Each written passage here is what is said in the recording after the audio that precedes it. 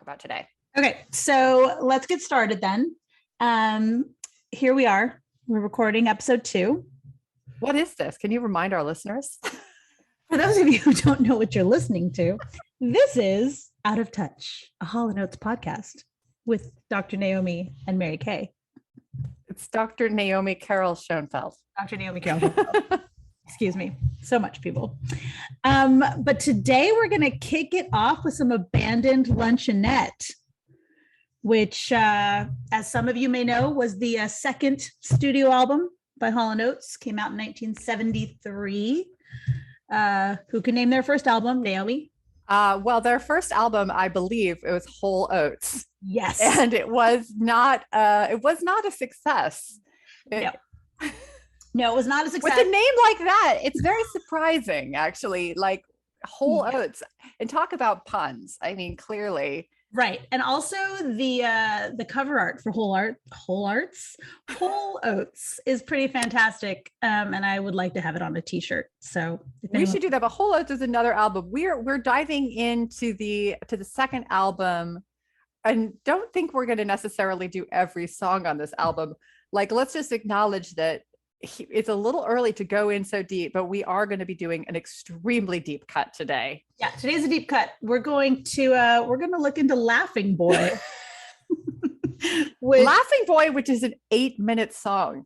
It's an 8-minute song, which is fantastic. And I don't know if you got a chance to watch the music video that I sent you, Naomi, but I did. It's pretty fantastic. It's a live music. I mean, it's not really a music video. It's more like them playing. This is like before music videos, but there may have been some editing. Like, I think, they had some different shots going on. Yeah, there's some fading in and out. Yep. So there's some lighting. There was some lighting. So I have some information for you on this Abandoned Luncheonette cover art, if you're interested. So I think it's a good place to start, because I think when you, that's one of the first things I noticed about Abandoned Luncheonette was like, it's a cool cover, actually. It's a very cool cover. And it was actually shot at an old diner that was formerly called the Rosedale Diner, located in Pottstown, Pennsylvania. This doesn't look like it's in a town. It looks like it's in an overgrown, I guess that's why it's abandoned. And get ready. When it went out of business, the structure was dumped in a small wooded area alongside Route 724 in Kenilworth, Pennsylvania. So it was like dumped somewhere because it was a, trailer. And somebody dumped it somewhere. And then apparently people went and like picked all the stuff out of it, collectors and whatnot, took all the things out of it. So it was sort of like torn apart on the inside. And I sent you a picture that was taken from the inside of the two of them. It's like a black and white shot. I see it. It's so good. Isn't it good? That is an amazing picture. I'm going to put it on the gram because it's a pretty good one. Souvenir hunters like stripped it down. And then the structure was there until 1983 when the Ridge Fire Company and the owner burned it to the ground to clear the land. So that is really sad. There's actually so much about this imagery that I'm loving. So are we going to put this up on the website? Yes. Okay. 100%. I Absolutely, really want 100%. I'd love to have a print of that album cover, because it's actually just like super cool. I mean, I also think it's like this kind of like rundown nostalgia. Like I think it's like enjoying there's like a resurgence of appreciation for like rundown images like this, like Abandoned Luncheonette. Well, and apparently they did a whole photo shoot, which I'm going to do a little bit more research into, but they went out and did a whole photo shoot there, which was unauthorized, of course. And they got chased out of there by the owner or whoever when they found out that they were taking these pictures. But apparently there's a whole bunch of cool photos somewhere. And I learned this because I joined the Hall & Oates No Goodbyes fan group on Facebook and discovered that actually a lot of people say this is their all-time favorite animal album. All-time favorite Hall & Oates album. Really? So, we might need to talk to some of those people. Yeah, it was interesting. I was surprised. A lot of people were really like going off about how great it is. And I thought, man, this is one. And honestly, like if we're being, candid, we weren't born when it came out. So that could have contributed. However, we were also in elementary school when all the other ones came out. So that's not really a good excuse. Yeah. I mean, I want to ask a question though. Like when you, I mean, not to lay this at your feet, but like the selection of the song today, that was your choice. And I'm very curious, like what drew you to Laughing Boy? Well, I happened to be lying in bed listening to this album and kind of just going through it. And when this song came on, I thought of our guest today, Ah, yes. local San Francisco comedian Nato Green, who will be Nato joining Green. us soon. I can see why this song would make you think of him. It made me think of him, but then as I dove into the lyrics a little bit and listened to it a little bit more, it was giving me sad clown vibes. Oh, yeah, super sad clown vibes. So I'm interested to see what Nato thought. I'm not sure he's going to like that sad clown vibes connection. Maybe we'll keep that to see. ourselves. Keep that under our hats for He'll now. never know we were saying that. He'll have no idea. He'll have no idea. So just for, I think again, you know, most of our listeners may possibly know us personally, but for those who don't, can you explain maybe why we chose to have a local laughing boy, Nato Green, on the show? Well, aside from being, you know, in my top 10 comedians of all time list. Yes, absolutely. He also happens to be your husband. That's true. Yeah, that's true. He's actually right next to me. He was supposed to be he's slacking a little bit on his work because he was supposed to be creating the cocktail. Yeah, what's that about? Did he I not don't do know. it? He did not do it. Unless did he do it? Oh man. Well, I am ready for it. Yeah, I am ready for it. But do you need a little bit more time before you're gonna? Okay, he wants 2 minutes, and so while he's gonna work on this cocktail, let's just get into the song just a little bit, like from the perspective of you and I, who are longtime Hall & Oates fans. Yeah. I am going to be honest. I'm going to just, and again, we know that the ground rule of this podcast is it's all about respect. Yes. Number one, all about respect, and it's all about love for Hall & Oates. But let me be real for a second. When Laughing Boy started, I was not feeling it. Yeah. I mean, I think, you know, a lot of the reviews that I read and a lot of the things that people were saying at the time, music writers and whatnot, that they really didn't kick into gear until after this, you know, into like the Hall & Oates that we all know and love. Now, one thing that people may notice about Abandoned Luncheonette is that She's Gone, great song, is on Abandoned Luncheonette, but then it shows up again later.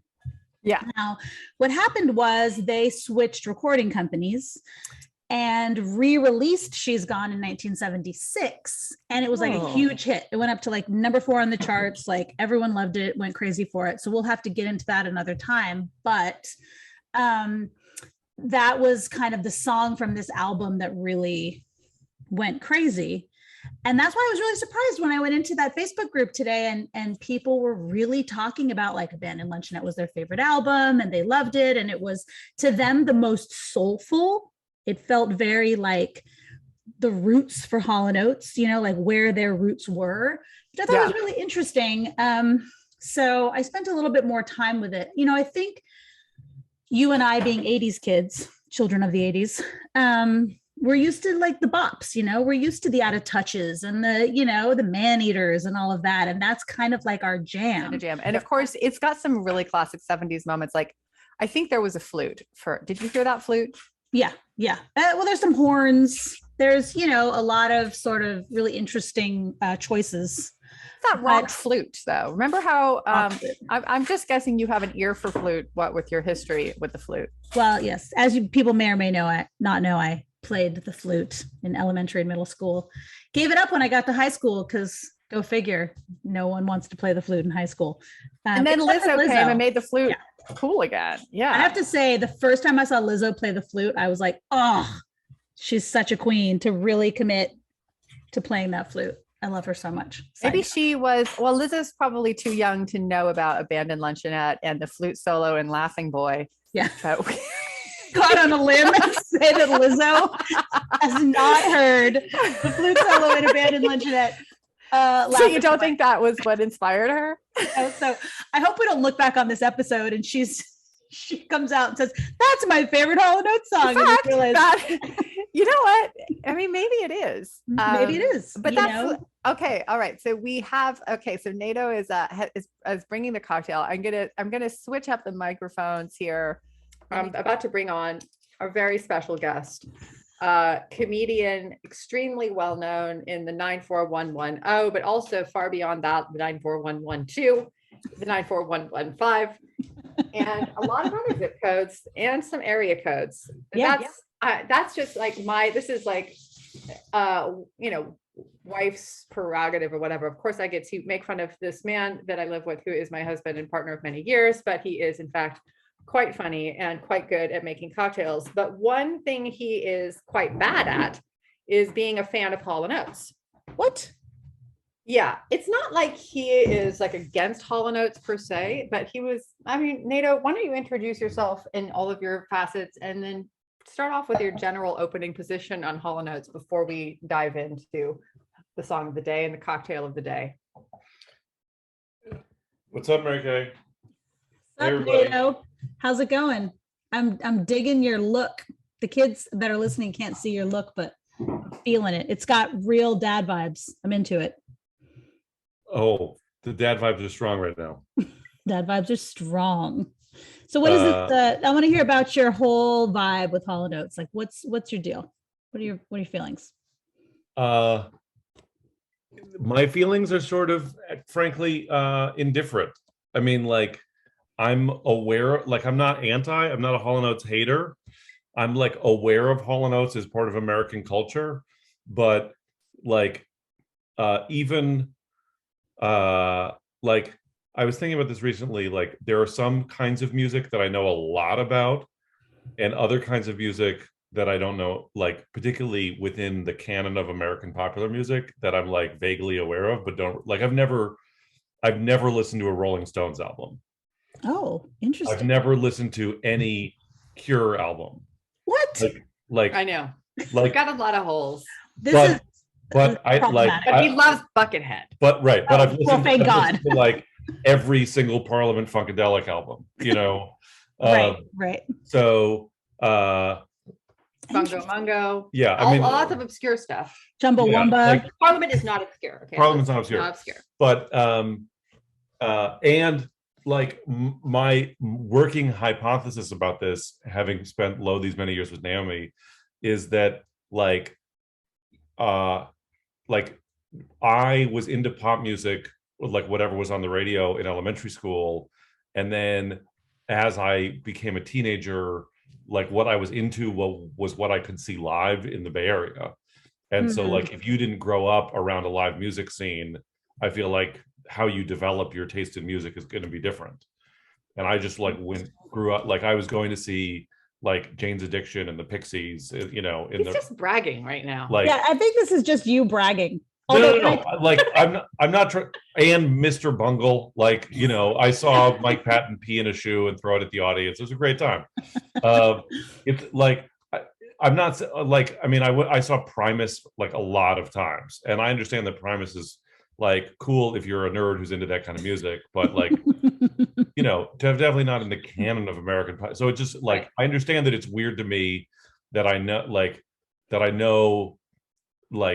know, that I saw Primus a lot of times, but then, you know, was sort of had like a vague understanding of the existence of Hall & Oates. Like they were on the background, and like if I look at the list, I can be like, oh yeah, I know that song and I've heard that song, but it just doesn't, it's like it doesn't, I mean, it's similar to how I am with cooking. Like I can make super elaborate meals using very complicated recipes, but then if you ask me to make an omelet, I'm going to be touch and go about it.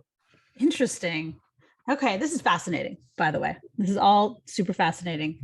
Now here's a question that I have. Did you listen to the song, Nato? No. What?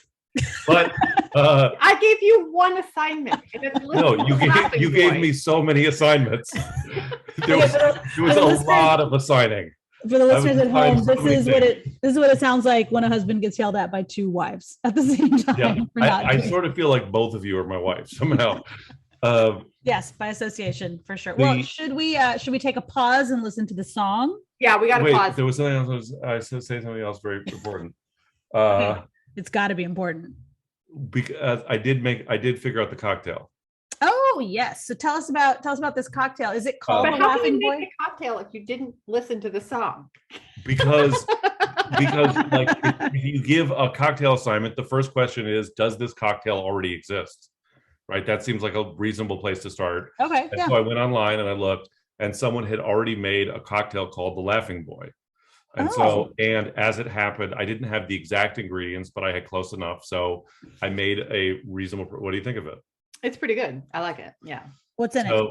So Alcohol. alcohol. Alcohol. Uh, See, this is where I wish I lived in San Francisco with y'all and I wasn't down south so that I could have a sip of yeah, that. your husband is no good at making cocktails. No, my husband is no good at making cocktails. He's not a drinker. He's got a lot of skill, though. He's got a lot of other skills, and we will have to have him on at some point to talk about skills and talents. Yes. So He's good at organizing your kitchen cabinet. He's good at organizing kitchen cabinets. Yes. So this, I found a website. I have no idea anything about this person, but a website called Cocktail Virgin Slut. Oh, okay. And the Laughing Boy cocktail. So I used Jamaican rum, Smith and Cross rum that I had, and then ounce and a half of that, and then half an ounce each of sweet vermouth. Mm-hmm. The recipe called for Carpano Antica, which I don't have, but I have this groovy Spanish sweet vermouth. And then it called for half an ounce each of Fernet Branca, which I didn't have, and some other weird Amaro. And so what I used instead was Amaro Montenegro and Bigale China China Amer. I feel like you're not giving us enough detail. And both Angostura and orange bitters. I think it's pronounced Angostura. Angostura. You And say Angostura, and I say Angostura. And a lemon. And lemon. Well, actually, but one of my favorite things about this cocktail you didn't even mention, which is that bad boy right there. And it's all over one big rock. A big one of those. Do you have those big? Do you have ice in LA? No. Is that a thing that you have in LA? Do you have ice? No, What no. is Have this they invented ice? ice yet? Is it square or is it round? It's round. It's round. It's a big old ice ball. Nice. But it's not like there's like special cocktail ice cube trays that will give you a big clear rock, and I don't have one of those. So it's a cloudy rock, but it's a big ass rock. How does it differentiate between making it cloudy or not cloudy if it's just water? Uh, That's science, dude. it has if there's some science shit involved. Dude. It All has right. to do with sucking out the potassium. I don't know. Let's take a pause because I want to dive in. I'm anxious and eager. You know what I'm going to do? I'm going to leave this recording just in case. And I'm going to play the song, Nato.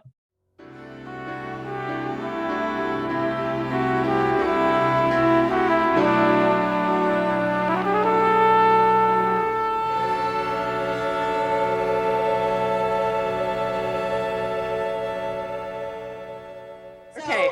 Everything I thought I knew about Laughing Boy has just I've gotten derailed. Okay. All right. Okay. Okay. All right. Hold on. I'm reeling here, but now you have seen and heard Laughing Okay, Boy, so now you can weigh in. Okay, so I have two things to say.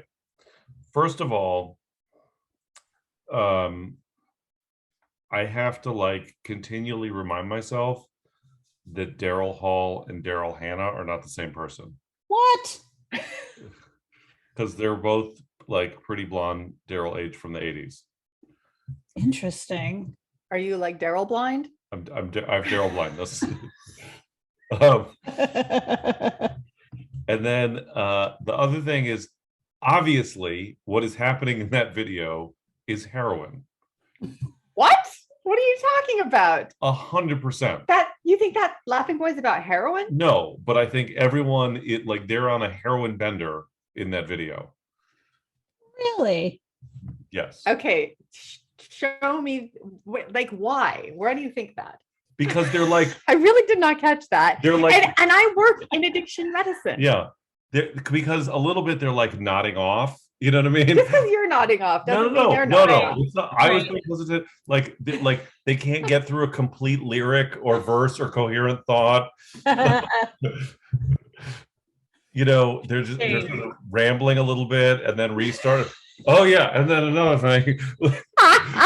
Like if you took a Fender Rhodes or a Mini Moog down to like the corner of Turk and Hyde right now, like someone Those are would. guitars. Is that a guitar? No, it's what he was playing was a Fender Rhodes. That the keyboard, keyboard, that was okay. a Fender Rhodes. Okay. Like someone would make Laughing Boy on the spot spontaneously. Like, you know the thing about how like if you leave monkeys in a room for long enough, eventually they'll compose all the works of Shakespeare just by randomly banging on the keyboards. If you bring, it's not a pianist. yeah, I know, but if you bring a Fender Rhodes to a bunch of people on heroin, eventually they will make Laughing Boy. Just like through random like composition and iteration, eventually that's the song that will come out. It's like that seems like science. Kind of is that what that is? That like sort of like that sort of chaos, that sort of like those, I don't know, stochastic theory. I'm just throwing out words. I was gonna say, listen to you. Random things come together and then it creates Laughing Boy. I think it's the Pythagorean theorem. You have to get into the nod in order to be Laughing Boy. Like, oh, what? Laughing Boy. in a field. I'm gonna go with field. Not laughing and not laughing at the same time. But what about the lyrics? Do you think that the lyrics have something to do? Like, I think your life's a lie. Like, now that you've said this thing about like the drug use, now I'm wondering, is Laughing Boy also an intervention? Oh, interesting. Mm. Because he says, don't you know it's true? I still love you just as much as I did before you did the heroin, in parentheses. Just as much as I did before you did the heroin. Yeah. Uh-huh. Yeah.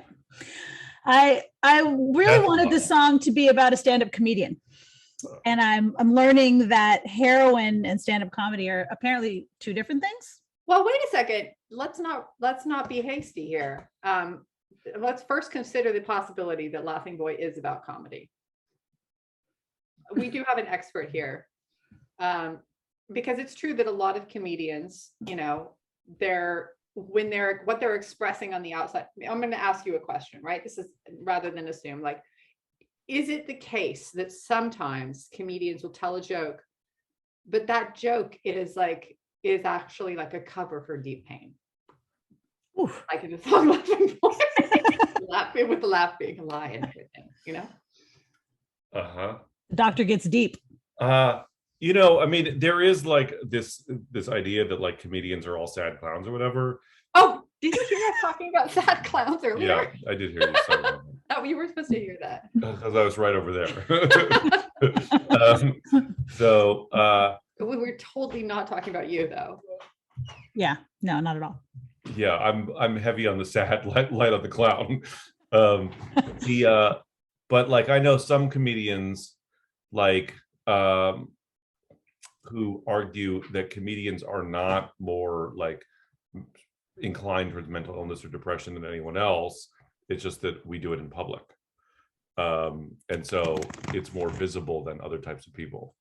There are other people who have argued that it's not the comedians are more so than other people, but it's a specific variant of like Mark Maron says that comedians are people who want to control how other people how people laugh at them. Oh, interesting. So that certainly like I think that there is some there is some truth to that. So I'm just going to go into the lyrics for a second here. The third line, I can't imagine you were the magic boy so long ago. Your life and dreams are broken. You hate the world, but you can't live alone. I'm still like, is this about heroin or is this about comedy? Is this sad? What is going on here? Yeah. What do you think, Nato? I don't see well then in the next verse it says, ain't that fine? I'm your friend that knows you, and I'd like to tell you that I think your laugh's a lie. Laughing boy, that's you laying in the meadow. I'm going to say comedians don't do a lot of meadow laying. That's not really our Interesting. jam. Interesting. I think in the 70s though, like everybody was laying in a meadow, like regardless of what your, vocation or avocation was, meadow laying. Also, take it back to the Abandoned Luncheonette cover art. Oh, did you see Imagine. this? No. Let's show you. This is really very cool, the Abandoned Luncheonette. Look at this. Let's see if you can have a quick look here. This is the cover. What do you think? You see how there's a meadow here? Mhm. Can you imagine yourself laying in that meadow? Being No. funny? No. No, I'd be uncomfortable. I would be worried about bugs. Did you see yourself performing in a place like the Abandoned Luncheonette? Oh, that'd be such a depressing show. Well, but like if you're controlling the laughs, would you tell now, for those of you who may or may not know, Nato is somewhat political comedian. Would you classify yourself as a political comedian, Nato? Sure.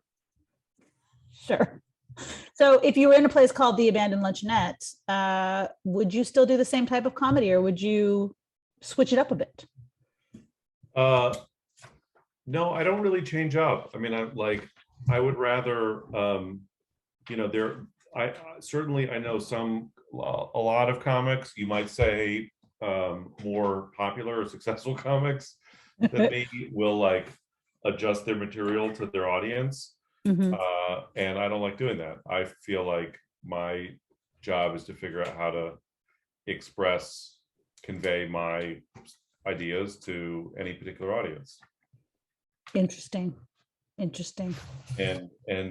if they don't like it, if I'm not for them, that's okay. Yeah, no, I mean, I think that's good, because most comedians you think of, if I think about all my favorite comedians, they definitely have, a specific type of thing that they do. And when you go see them, you expect to see them do that exact type of thing, right? So that makes sense. Yeah. That makes sense. So I have here a quote that I would like to get your thoughts on. And specifically, I'm wondering how you're going to react to just part of this. So going back to our prophet, John Oates, who always seems to be doing the interviews, doing all the quotes. Is that because he's the brains? I mean, he's the brains. So are we saying that Daryl Hall is the face, but Oates is the brains and the mustache? And the soul. And the soul. The and the roots. Yeah. Man, it's a lot of jobs. So basically, first of all, Hall's oats and a hair. I mean, Hall's oats. Oats and hair. Hall is both the hair and the. I think Hall is the hair and the beauty and the lyrics. I heard an interview. I've heard one interview with Hall, and he was very entertaining.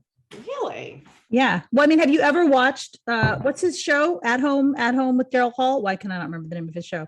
He has people over to his house and they play music. How did you hear an interview with Hall when you don't know anything about their music? Where was it? I'm curious. It was on Bullseye with Jesse Thorne. Oh my God. It's all coming together suddenly. So here's another reason why we want to bring Nato on early in the podcast is because he has some experience with the podcasting. Yes. So this is another question I have for you. So you want to tell people about the podcasts that you're on, and then I guess I'm just asking, not that I need a direction or permission or whatnot, but just thoughts from your podcast experience about this, and maybe wishes and hopes and dreams for the Hall Notes podcast. Oh yeah, please. And also you can connect it back to Jesse Thorne and Hall, and how Hall's going to get on this podcast. But you need to do all of that in one sentence if you could. So there we go. Concise. Keep it concise. Keep it concise. Yeah. Go. Well, it's really all about the merch. Yeah. So I'm a frequent podcast guest.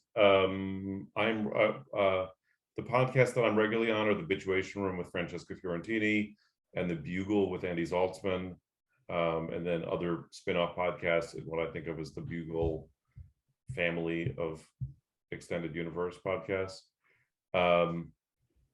And there's I think like people want a podcast that both lets them connect with a thing that is very specific, but also they want to connect with you, and they want to feel like they're hanging out with you as like, and just in your life, and getting to know you. So to the extent that you are a good hang, that's part of the thing. It's a very intimate medium in that way. Well, there's no better hang than Dr. Naomi Carol Schoenfeld and myself and you, Nato, right? I've not a day goes by that someone doesn't tell me that. That we're not the best hang. Then Mary Kay and I? That there's no, I get voicemail messages. There's no better hang than Naomi Carol Schoenfeld, Doctor. I mean, those messages are from me. Yeah. You send him those texts every morning. No, I do it as a voicemail. I leave voicemails. So he can hear your voice emphasizing. Voicemails are making a comeback. Are they really? No. No, I don't think so. I don't think that's a thing. I think most kids these days, if you tell them you're going to call them, they have a panic attack. If you don't text, they just want to text. That's it. Okay, so I have a couple Oates quotes. Oates quotes for you. This is the Oates quote segment. Okay. So recording, and this is a direct quote about the Abandoned Luncheonette. Recording that album was where we learned how songs became records. Our producer, the legendary R.F. Martin, carefully crafted each song, every bit of nuance, bringing in the perfect players for the right moments. And it all worked together as one beautiful musical tapestry. Wow. Now, based on that video we just watched, that was definitely some musical tapestry coming together, right? It was such a finely woven tapestry that it wasn't even clear where one song began and the other song ended. Right. It was so tightly woven. There's so much about the musicianship of Hall & Oates that I'd like to explore and examine. It's a beautiful quote, and it's interesting. I think that I think we'll learn more about their relationship with the different musicians they worked with, and the different producers that they worked with. Yeah, they're interesting people. Here's a fun fact that I learned today that I got very excited about. So Questlove, being from Philly, like Hall & Oates, Questlove was who hosted when they were inducted into the Hall of Fame, Rock and Roll Hall of Fame. And Questlove was the man for the job, and he actually lobbied for it because he wanted to do it. And then after doing a little bit more reading, it turns out that the Roots and Hall & Oates have done some playing together. Well, I mean, does it all come down to G.E. Smith? Because the Roots were the band for they were the band for the Daily Show, right? I'm messing up. Who were the band? No. Who was the band for the Daily Show? No. There's no band for the Daily Show. Were the Roots ever on the TV? The Roots are on the Jimmy Fallon show. Band for Jimmy Fallon. Okay, I didn't make a huge mistake. I just don't watch enough TV. G.E. Smith was SNL. I understand that, but what I'm saying is that I'm wondering if these circles, the social circles of successful bands and musicians who are also on late night comedy. Both T-shirts. Questlove and G.E. Smith go to work at 30 Rock. That's Okay. something. That's right? something. Also, I love Questlove, and anytime he wants to come on the podcast, he's welcome. Yeah, you're welcome to come on, Questlove. Questlove. I'm pretty sure you're listening to this, so You're super welcome to come on. It's an open invitation. Call anytime. Call 1-800 Hall & Oates podcast, and you can come on the podcast. But I think it might be 6 degrees of G.E. Smith. It's a hypothesis. We'll have to come back to this periodically, but I'm going to go ahead and advance that hypothesis. Yeah. I think this quote you will enjoy. We're going to have to get into this at some point, but another Oates quote. We opened for amazing people during this time. Cheech and Chong, David Bowie, and Stevie Wonder. So we had all these experiences for the first time behind a record we were really proud of and people we were digging. Everything was good. I know Cheech the source of Chong. your quote. I just want to say that I know the source of your quote because I saw that quote today, and I had that same thought, of like Abandoned Luncheonette, Cheech and Chong, David Bowie. Who was the third one? Stevie Wonder. Stevie Wonder, man. And you can sort of really see all those influences in their music, can't you? Yeah. And you could see all of them, like the way he says it, like, they were like digging, they were hanging out, everyone was just like chilling. Like you could almost see all these people like, hey man, let's like get together at the Abandoned Luncheonette, have some drinks, play some tunes.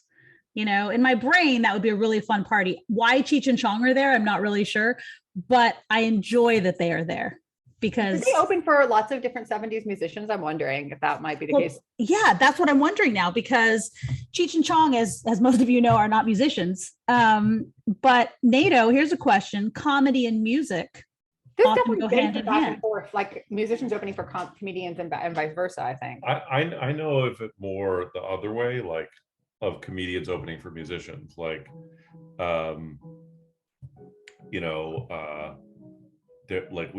when we saw Prince at the Oakland Coliseum, the opening act was a comedian.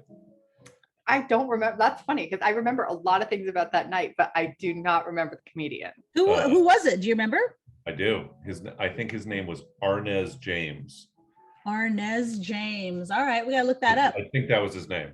There were other, like, currently there's like a punk band called Jawbreaker that's on tour now from San Francisco, and they have comics opening for them. In a deep cut of funk, there were all these Parliament Funkadelic spin-off groups, and one of them was called the Brides of Funkenstein, where they had a separate funk band for the female backing vocalists of Parliament. And I'm into that. There's a Brides of Funkenstein live album live at Howard University in 1978, and the opening act was a comedian named James Wesley Jackson from Chicago. That's fabulous. Have you yourself? Strange knowledge that you have here. Yeah. Yeah, as I was saying earlier today, I'm super good at remembering things like this and not at remembering whatever the last thing is that you asked me to do. The comedian who opened the Brides of Funkenstein in 1978 at Howard University. Yeah, that should be a question on Jeopardy. That should be like, somehow we should be able to monetize this for our retaining wall. So for the retaining wall. Right. Well, so I mean, they're like, okay, so this is an album that came out in 1978 with James Wesley Jackson opening. James Wesley Jackson is not a particularly famous comedian. He's like a regional act in the Midwest, but does he have more zip codes than you or less zip codes? I would hope more, but but also, like, last I checked, he had fewer Twitter followers than me, if that means anything. What's the true judge of a comic? More zip codes or more Twitter followers? So when I was a kid, there was like on our local public television station had a comedy showcase show, and James Wesley Jackson was on it, and he was super funny. And then I went to see him live at Cobb's Comedy Club in San Francisco, and he was like a black Stephen Wright. Oh, like cerebral, like. And so, like, so he would do these like weird one-liner jokes like that, but he also played the Jew's harp. You know that instrument? Can you say that? Is that a word you can say? Yeah, I can say it. The Jew's. Well, you can say it. I can't say it. Anti-Semitic to say Jew's harp. Well, I mean, is that what it's actually called? Yeah, you know that it's that thing where you put it in your mouth and you're like, bang, bang, bang, bang, bang, bang. Isn't that like a rubber band and a fork or something? Isn't that like a? It's called the Jew's harp. So he would like. There are Jews for Jesus. He would like play the Jew's harp, and then like take it out, and I mean, I can even remember them 30 years later. Is he like, I say, a man walked across the street with a no, it's like bigger. Delta Airlines is changing their image to attract more minorities. They're changing their slogan from Delta is ready when you are to Delta be ready when you is. Bigger. There's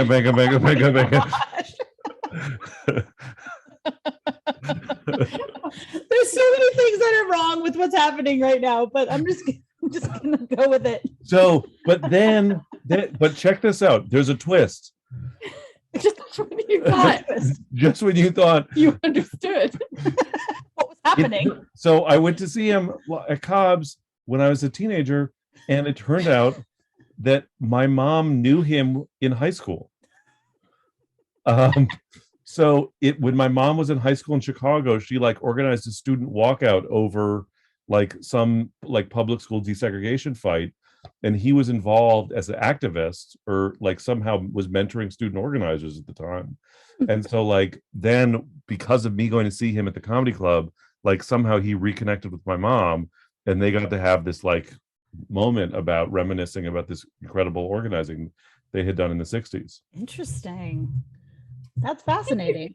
we've taken a very long journey here Yeah. on Laughing Boy, but I think what's important is we've covered a lot of ground. Yeah. And we've also laid the groundwork for a very important experiment that I might be well positioned to conduct regarding the Fender and the Tenderloin. Yeah. The Fenderloin. The Fenderloin. The Fenderloin project. Hashtag Fenderloin project. Yeah. Can we make that happen? Can we get somebody down there to play Laughing Boy and see what happens? Video it. No, you just set up a Fender Rhodes and a camera and see how long it takes for someone to come up to spontaneously. What is that? You know how the theory of spontaneous generation, right? That was like people thought that like life. It's like spastic or whatever the word was you said before. Anyway, it's like stenoxics. What was the word you said earlier? Stochastic. Sure, whatever, dude. Anyway, spontaneous generation was like a theory of like that life came like if you just people saw that like, oh, here's some old meat. Now there's flies. They didn't understand that like there were larvae. They thought like spontaneous generation was like when life just like suddenly appeared. Just showed up. So that's what I'm saying could happen with the Fenderloin is Laughing Boy spontaneously emerges from a Fender in the Tenderloin. What do you think scientifically the odds are that that of all the songs someone could play, it would be Laughing Boy? Well, I think the hypothesis is that Laughing Boy is what you're advancing, as if I understand it, is that Laughing Boy is like the sort of musical externalization of a heroin high. Yeah. So which you're an expert on. In terms of probability, I'm not saying that there's a high probability that the first person will play Laughing Boy or that any given person will play Laughing Boy. What I'm saying is that there's a high probability that someone will eventually play Laughing Boy. Or that play Laughing Boy or write their own Laughing Boy. Play Laughing Boy. And do you think that it's really just about, because it encapsulates the feeling of being on that heroin high, that it just will kind of come out like an emotion, if you will, as a song? That the song is like an emotion. Laughing Boy, which is not about laughing, maybe it is, boys. Or boys, laughing people do heroin, and that it's like kind of the emotion that comes out of you in that moment. Therefore, maybe it wouldn't sound exactly like this version of Laughing Boy, but it would be a version of Laughing Boy. It'd be a remix. I'm going to be on the lookout this week when I'm doing my street medicine for these iterations of Laughing Boy on Turk and Hyde. And I will get back to you next week with this update. Oh, and I want to put out another request to Questlove, which is that Questlove, if you want to do a remix of Laughing Boy, and then come on the show with your hot remix of Laughing Boy, we welcome it. Listen, Mary Kay, I don't know how many shots we're going to have with Questlove, and if there was a universe in which he was going to do a Hall & Oates remix, I really wouldn't want to waste that one shot with Laughing Boy. With Laughing Boy, I think you know what? I think that's going to be a question for the next episode: is if Questlove did a remix of a Hall & Oates song, what song would that be? What would be our dream Hall & Oates remix song? I think I already know what it is, but I'm not going to tell you. You make me wait till next week. I'm going to make you wait till next week, but I'm probably going to forget. So let's try to remember. Can you write it down? I'm going to ask you next week. You'll say, oh. So Naomi, believe yourself when you read these words. Hey, we're not going there. Okay, but here's the thing. When you're doing the outro, make sure it's Laughing Boy outro and you haven't moved into that other Moved into the tapestry. They're tightly woven. Well, see, I have the actual album, so I listened to the song as a song before I watched the video.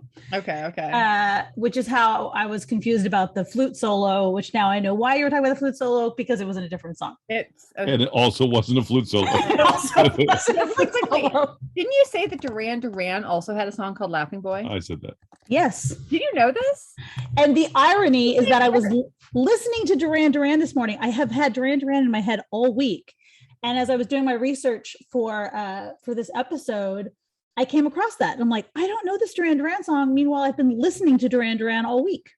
Yeah, this is really funny because like there's these two bands that we have known for so long. They both had songs called Laughing Boy. Yeah. Somehow we did it fell off the radar somehow. Yeah. And I got to go listen to the Duran Duran one because I have not listened to it. That's what I'm going to do as soon as we finish. So that's my project. That's perfect. That sounds great. Well, I think that pretty much covers it. I think that, you can always say more about Laughing Boy, but I think we did cover a lot of terrain today. So thank you to our guest, Nato Green. Thank you, special guest, Nato Green. Follow him on all the socials at Nato Green. Is that right? On Twitter, Nato Green. On Instagram, Mr. Nato Green.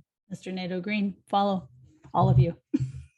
All All right. right, and we'll see you next week. We got some good stuff in store. Bye. I'm your friend that knows you, and I'd like to tell you that I think your laugh's alive.